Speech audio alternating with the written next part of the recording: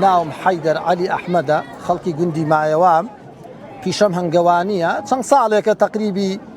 ل 2012 خريكي هنجوانيم تا حد يك شهر زام لإيشكي خوب هنگیش که بخیه کن لسروشتی شهر باجرا سروشتی کی گنجاو بو هنگ بلام راستیه که سالانه سالی واه برهم کی زوره و شیله زوره سالی واشه او شیله بو شیوانیه اوش بساله برهم کمان چند جوره کی هنگیش بخیه کن استا و جاران نما و هر کردواری که به هنگی کاردوان بخیه کن هنگی کرنولی بخیه کن هنگی کارنیکا بەخێوەکەین ئەوانی شێواز و ڕەگەزێکی چالاکن شار باژێڕیش سروشتێکی گونجاوە بۆ ئیشەکەی ئێمە و بەرهەمەکەیشمان دووسێنەوە بەرهەممان هەیە هەنگوینمان هەیە بە شانەوە هەنگوینمان هەیە بە شیلەکەیە و ڕیاڵە هەنگوینی ڕەشیشمان هەیەەوە مشتری تایبەتی خۆی هەیە بازێ ساڵیش کە لەوەڕ خۆشە لەوەڕی هەنگەکە هەنگوینی تاڵیشمان بۆ دروست دەکات لە ئەگەر هەڵە نەبم لەو زەردەسیری پێ ئەڵێن گوڵەکە هەنگوینەکە تاڵباوە هەنگوینەکە کە ئەی خەیتە دەمت لە مەڵاشوو تا تامێکی تاڵی ئەدات ئەوە بۆ ئەو کەسانەی کە بە تایبەتی شەکران هەیە زۆر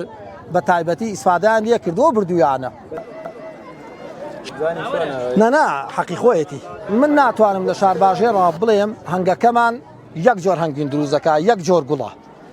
بە هەزاران گوڵە بەڵام ئەو گوڵە مسەیتەرە لە ئەو مەنتیقەیەی کە ئەو هەنگوینە تاڵە دروست دەکات ئەو جۆرە گوڵە مسەیتەرە بەسەر گوڵەکانی ترا و یعنی دیاردەی تاڵێکە شایەتیە بۆ خۆی لە نرخا ئێمە فەرق ناخین ئێمە بە حکمی ئەوەی شوێنمان دیارە و خۆمان هەنگەکە بەخێوەکەی هەمووی یەک سیعرە بەڵام ئەگەر باسی بازارکەی سیعرەکان ئەگۆڕێن بۆ کەسێکی هەنگوین فرۆش بەس ئێمە هەر سیعرە حسابەکەی من دوو سێ جار هەنگوینی خۆمم بردۆتە مختبەر سپاس بۆخوا ١٩ دەرچووە لە پیشەکەی خۆشم شارەزا منە گەڕمە بۆ شتێک بۆ خاوەنی بەخێوکردنی هەنگەکە ئامادەنیم نانی خراپ ئامادەنیم نانی حرام بم بە ماڵ و مناڵەکەم لە سروشتێکی جوانە بەخێویەکەم بۆ ئەوەنە پشتە سوورم مشتەرەکانیشم لەم سنوورە ئەگەر پرسیارم کەن ڕەنگە شاتی ئەوەم بۆ بن بە حکمی ئەوە پشتە سوورم لە ئیشەکەی خۆم شتی تێکەڵ ناکەم شتی خراپی نادەمێ شەکری نادەمێ لە سروشتێکی جوانە بەخێویەکەم یەک دوو جار خۆم بۆ خۆشم فەحسم کردو سپاس بۆخوا هەنگوێنەکەم زۆر بێکێشەیە ئەو پشتە سووریەم کە لە نووسینەکە نووسیمە هی ئەوەیە بۆتانیانمە دەرەوە بەسەر چاو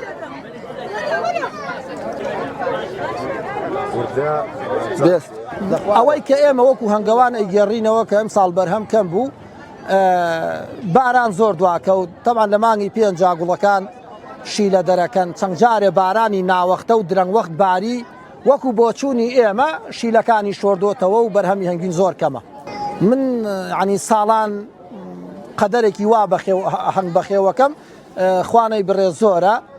وەکو هەنگەوانێک تەعامل لەگەڵ هەنگەوانیاکەم گەرمیانی کوێستانی پێەکەم ساڵ بۆ ڕەنگەی بەرهەمەکەم گەیشت بێتە پشتی تەنێک کە ساڵی شیلە بووە و چاک بووە بەڵام ساڵێکی وەکو ئەم ساڵ ڕەنگ هەیە بڵێم هەر بۆ ئەوەی عنی وەکو بەرهەم ناو ناهێنرە ڕەنگەی نەگاتە 100 کیلۆ 150 کیلۆ 100 کیلۆ لە ساڵێکی وەکو ئەم ساڵە بەرهەممان ئەویش بە ساڵە هەر کوردواتەنی خۆمان وەکو گەنم و جۆ و ترێ و هەڵ و ژە و ساڵ هەیە ساڵێتی وەی هەر ساڵێ بارانەکە زۆر بوو شیلەکە نەبوو ڕێژەکە داعەبەزێت تقریبا من ساڵانە سیعرم 40,000 35,000 40,000 وەم ساڵی دەم بە 50,000 هەر مەسروفی هەنگەکەشم بۆ دەربێنێتەوە چۆن ئەڵێ بپەڕینەوە بۆ ساڵێکی داهاتوو تۆزێ لە سیعرا تەئسیری کردووە بەڵێ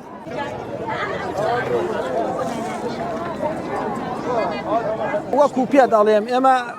شیلەکە ئەیدەین لە فەرازەکەیشەوە ئەی پاڵێوینەوە جارێکی تر ئەبێتە ئەم ڕۆحی هەنگوینەکە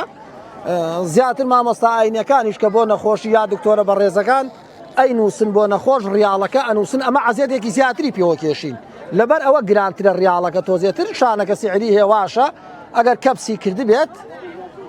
ئاوا ئەیبڕین و ئەیکەی نەقابێک و ڕەحەت و خۆش بەڵام ئەمەیان بەڕاستی عزیێتی زۆری پێوە کێشن شیلەکە دوو نەوعمان هەیە نەوعێکیان ئەمە ڕاستیە بەڕاستی پیاوە بێ ڕاستگۆ بێت شانەی بۆ دائەنین لە شانەکەشا دوو نەوع شانەمان هەیە شانەی کوردیمان هەیە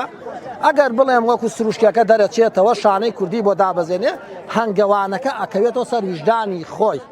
هەیشە شانەی سەناعیدانێ یا مادەکە ئێرانیە بەڕاستی مادە ئێرانیەکان و مێوە ئێرانیەکان من وەکو خۆم لێی ڕازی نیم و چەند جارێک تێستی بۆ کراوە چاک